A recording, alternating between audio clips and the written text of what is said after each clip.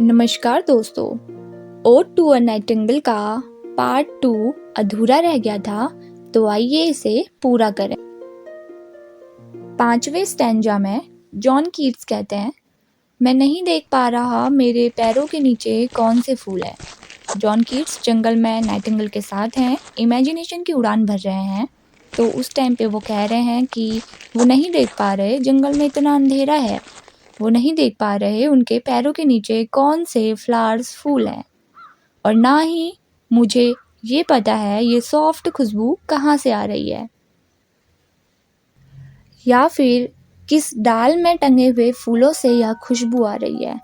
लेकिन इस खुशबूदार अंधेरे में मैं अनुमान लगा सकता हूँ जहाँ से यह खुशबू आ रही है।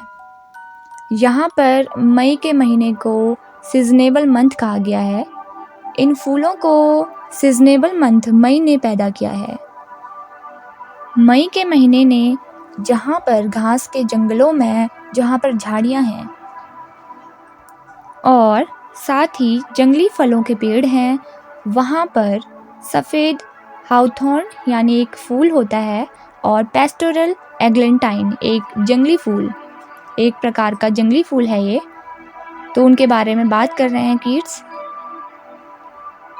ये सारे फूल ढक रहे हैं पत्तों से, यानी पत्तों से ये फूल सारे कवर्ड हो रहे हैं, और जल्दी मुरझाने वाले वायलेट्स के फूल बच्चे हैं। यहाँ पर जितने भी फूलों के नाम लिए गए हैं, ये सारे फूल मिड मई के सबसे बड़े बच्चे हैं, क्योंकि मई के महीने में फूल उगते हैं, तो इसलिए ये बात कही गई है।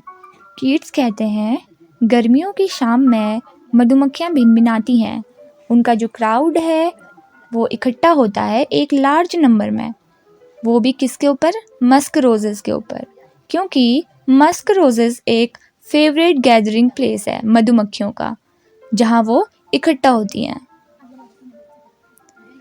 जंगलों के अंधेरों में मैं सुनता हूँ नाइटिंगेल की आवाज़, यानी उसके गाने को।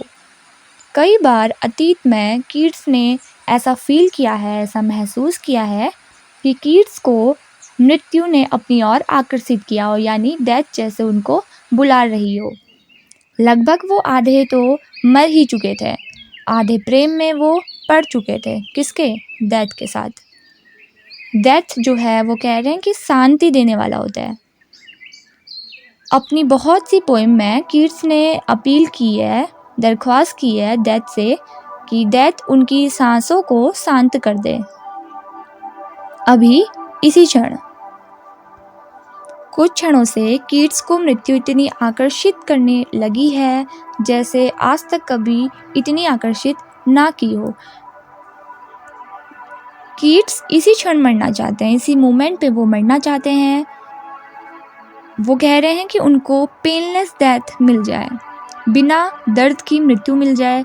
जब आधी रात में जो नाइटिंगेल है वो गाना गा रही है, उस टाइम पे उनको डेथ चाहिए, तो वो अपने लिए मृत्यु मांग रहे हैं।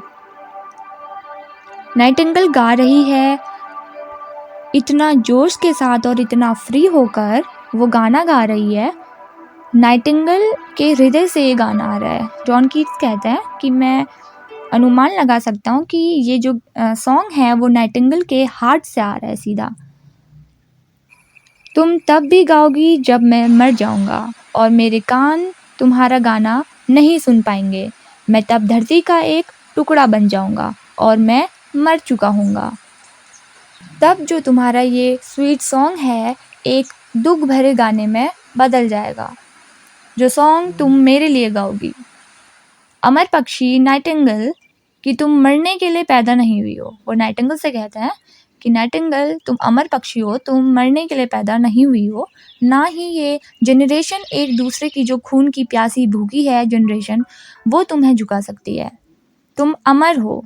तुम्हारा ये सॉन्ग जो मैं सुन रहा हूँ इस बीतती हुई रात में, यही जो सॉन्ग है वो पुराने दिनों में भी सुना गया होगा राजाओं द्वारा और उनके क्लाउन्स के द्वारा। यही सॉन्ग सुना गया होगा। शायद यही जो सेम सॉन्ग है वो रूथ ने भी सुना होगा जब वो डिप्रेस होगी, या फिर जब वो घर जाना चाहती होगी और अनजान जगह पर अनाज के खेतों में खड़ी होकर रो रही होगी।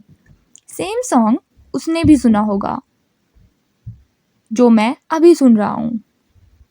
जो रूथ की यहाँ पे बात की गई है वो एक कैरेक्टर है बाइबल का। बाइबल में एक औरत थी जो उसके हस्बैंड की डेथ के बाद पैलेस्टाइन नाम की एक जगह पर चली गई थी, जो जगह उसके लिए बिल्कुल अनजान थी। ऐसा सेम सा सॉन्ग एक जादुई किले की जादुई खिड़की से सुना गया होगा, जो किला खतरनाक समुद्र के किनारे पर बसा हुआ है। लास्ट स्टैंजा में पोइट कहते हैं फॉरलॉर्न। ये जो वर्ड है किड्स को ऐसा लग रहा है जैसे एक बेल के समान हो, यानी किसी घंटी की तरह। इस जो बेल का साउंड है मुझे रियलिटी की तरफ खींच रहा है। जैसे ही मुझे बेल का साउंड सुनाई दिया किड्स सपने से जाग गए। ये साउंड मुझे रियलिटी में खींच लाया है। अड्यू यानी विदाई। वो कह रहे हैं अड्यू कि जाओ, यहाँ से जाओ, कि उड़ जाओ। ये सपने ज़्यादा समय तक मुझे धोखा नहीं दे सकते। किड्स ये कह रहे हैं कि जो नाइटिंगेल है वो ज़्यादातर धोखा देने के लिए ही जानी जाती है। अड्यू अड्यू, जाओ जाओ, तुम्हारा ये दर्दनाक गीत फेड हो रहा है। अब इससे पहले वाली स्टैंजा में नाइटिंगेल का जो सॉन्ग था उन्हें बहुत पसंद आ रहा था, लेकिन इस वाली स्टैंजा में वो जो ये सॉन्ग है वो उन्हें काफ़ी दर्दनाक लग रहा है। तो वो कह रहे हैं इस स्टैंजा में किड्स को नाइटिंगेल का जो ये सॉन्ग है वो काफ़ी प्लेंटी खाली लग रहा है। नाइटिंगेल की आवाज़ किड्स को अब बहुत दूर से सुनाई दे रही है। वो जो आवाज़ है वो काफ़ी दूर जाती हुई उनको महसूस हो रही है। वो कहते हैं अब तुम्हारी आवाज़ मुझे पास के खेत के मैदानों से आ रही है। अब मुझे तुम्हारी आवाज़ नदी के ऊपर से आ रही है, और अब हिल साइड से आ रही है, यानी पहाड़ियों से आ रही है, और अब तो अगली घाटी में चली गई है, यानी आवाज़ और दूर होती जा रही है। क्या मैं सपना देख रहा हूँ या मैं जाग रहा हूँ? किड्स कह रहे हैं जो सॉन्ग मैंने अभी अभी सुना वो मैंने जागते हुए देखा या सोते हुए। किड्स को ये नहीं पता। तो ये रही हमारी आज की पोएम। इसे देखने और सुनने के लिए धन्यवाद।